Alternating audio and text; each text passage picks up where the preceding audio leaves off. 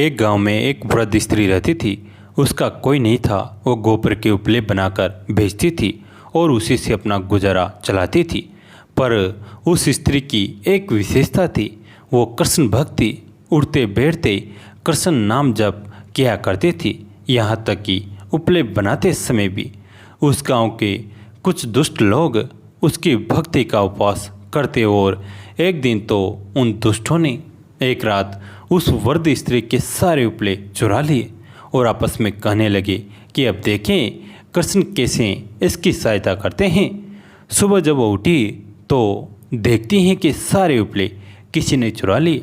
वे मन ही मन हंसने लगी और अपने कान्हा को कहने लगी, पहले माखन चुराता था और मटकी फोड़ गोपियों को सताता था, अब इस बुढ़िया के उपले छुपा मुझे सताता है। ठीक है, जैसी तेरी इच्छा। यह कह उसने अगले दिन के लिए उपले बनाना आरंभ कर दिए। दोपहर हो चली तो भूख लग गई, पर घर में कुछ खाने को नहीं था। 2 गुड़ की डली थी, अतः एक अपने मुंह में डाल पानी के कुछ घूंट ले लेटने चली गई। भगवान तो भक्त वत्सल होते हैं, अतः अपने भक्त को कष्ट होता देख वे विचलित हो जाते हैं। उनसे उस वृद्ध साधिका के कष्ट सहन नहीं हो पाए। सोचा उसकी सहायता करने से पहले उसकी परीक्षा ले लेता हूँ। अतः वे एक साधु का वेश धारण कर उसके घर पहुंचकर कुछ खाने को मांगने लगे। वृद्ध साधिका को अपने घर आए एक साधु को देख आनंद हुआ, पर घर में कुछ खाने को न था। यह सोच दुख भी हुआ। उसने गुड़ की इकलौती डली बाबा को शीतल जल के साथ खाने को दे दी। बाबा उस स्त्री के त्याग को देख प्रसन्न हो गए और जब वृद्ध स्त्री ने बाबा को अपना सारा वृतांत सुनाया तो बाबा उन्हें सहायता का आश्वासन दे चले गए और गांव के सरपंच के यहाँ पहुँचे। सरपंच से कहा, सुना है इस गांव के बाहर जो वृद्ध स्त्री है रहती हैं उसके उपले किसी ने चुरा लिए।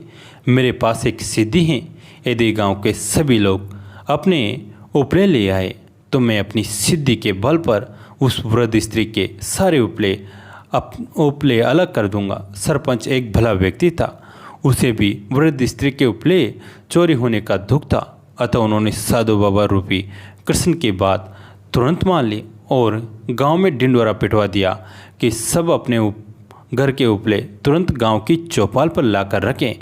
जिन दुष्ट लोगों ने चोरी की थी उन्होंने भी वृद्ध स्त्री के उपले अपने उपलों में मिलाकर उस ढेर में एकत्रित कर दिए।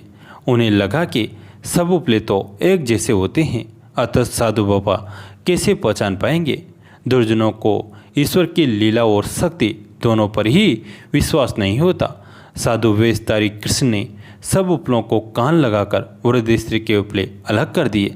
वृद्ध स्त्री अपने उपलों को तुरंत पहचान गई और उसकी प्रसन्नता का तो ठिकाना ही नहीं था।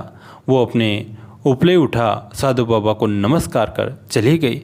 जिन दुष्टों ने वृद्ध स्त्री के उपले चुराए थे उन्हें यह समझ नहीं आया कि बाबा ने कान लगाकर उन उपलों को कैसे पहचाना। अतः जब बाबा गांव से कुछ दूर निकल आए तो वे दुष्ट बाबा से इसका कारण जानने पहुँचे। बाबा ने सरलता से कहा, वृद्ध स्त्री सतत ईश्वर का नाम जप करती थी और उसके नाम में इतनी आर्थता कि वो उपलों में भी चला गया। कान लगाकर वे यही सुन रहे थे कि किन उपलों से कृष्ण का नाम निकलता है और जिनसे कृष्ण का नाम निकल रहा था उन्होंने उन्हें अलग कर दिया। यह है नाम जप का परिणाम। अतः हमको व्यवहार में प्रत्येक करते करते समय नाम जप करना चाहिए।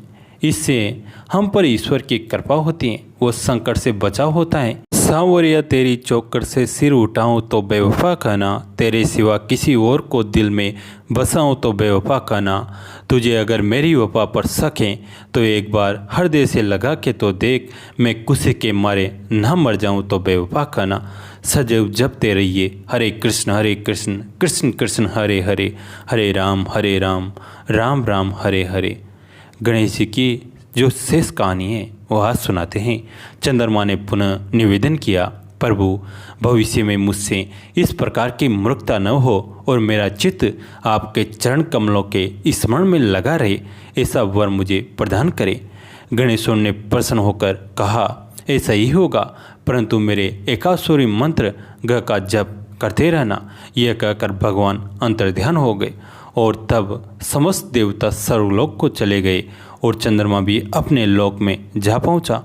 चंद्रमा ने 12 वर्ष तक तपस्या की और गणेश्वर का एकाश्री मंत्र का निरंतर जप करते रहे।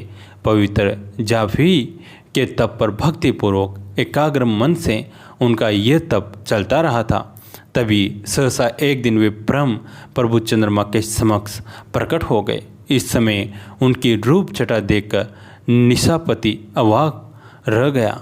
उसके चित्त में आश्चर्य मिश्रित भय की अवतरणा हुई, किंतु शीघ्र ही उसे निश्चय हो गया कि वो साक्षात आदिदेव भगवान गजानन ही है।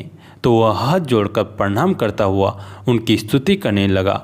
मैं उन 2 दांतों से युक्त परमेश्वर को नमस्कार करता हूँ, जो अपने भक्तों के सभी विघ्नों का हरण करते तथा सभी के लिए धर्म, अर्थ और काम को प्रस्त करते हैं। उन विघ्न विनाशक परमात्मा गजानन को नमस्कार है। हे प्रभु, मैंने अज्ञानतावश जो अपराध किया था उसे क्षमा कर कि मुझे मेरा पूर्ण रूप प्रदान कीजिए। हे नाथ, आप ही मुझे मेरा ये रूप प्राप्त करा सकते हैं। हे दयानिधि, आप सभी देवताओं के अधीश्वर, नित्य बोध, स्वरूप एवं सत्य हैं। समस्त वेद आपके ही स्वरूप हैं तथा आपके द्वारा ही उनका प्रतिपादन हुआ है। हे देव, यह जगत आपका ही स्वरूप है तथा आप ही साक्षात परब्रह्मा हैं। हे कृपानिधि, विश्व की उत्पत्ति, पालन और प्रलय में भी आप ही एकमात्र कारण हैं। आपका तिरस्कार कोई नहीं कर सकता। भगवान गजकर्ण ने चंद्रमा की ओर कृपापूर्ण दृष्टि से देखा और मधुर मुस्कान बिखेरते हुए बोले, सुधांशु, यह तो मैं पहले ही कह चुका था कि तुम प्रत्येक वर्ष केवल एक दिन के लिए ही अदृश्य रहोगे। उस दिन तुम्हें जो कोई भी जाने अनजाने देख लेगा वही बस अभिशाप का भागीर बनेगा। इस प्रकार तुम्हारी निस्तेजता को ऐसे ही लोग बांट लेंगे। कृष्ण पक्ष की चतुर्थी में जो व्रत किया जाए उसमें तुम्हारा उदय होने पर व्रत करने वाले वे लोग यदि मेरी और तुम्हारी यत्नपूर्वक पूजा करेंगे तो भी उस व्रत का फल लाभ होगा। उस दिन तुम्हारा दर्शन अवश्य करना चाहिए, अन्यथा व्रत का फल नहीं होगा। चंद्रदेव, तुम अब भविष्य में अपने एक अंश से मेरे मस्तक में विद्यमान हो जाओ। इससे मुझे तो प्रसन्नता होगी ही, तुम्हारी भी शोभा होगी। प्रत्येक मास की शुक्ल पक्ष की द्वितीया में तुम्हारे दर्शन का बड़ा महत्व रहेगा तथा उस दिन अधिकांश स्त्री पुरुष तुम्हारे दर्शन का पुण्य लाभ करते हुए तुम्हें नमस्कार किया करेंगे। मैं वर देता हूँ कि अब तुम पूर्ववर्त तेजस्वी, सुंदर एवं वंदनीय हो जाओ।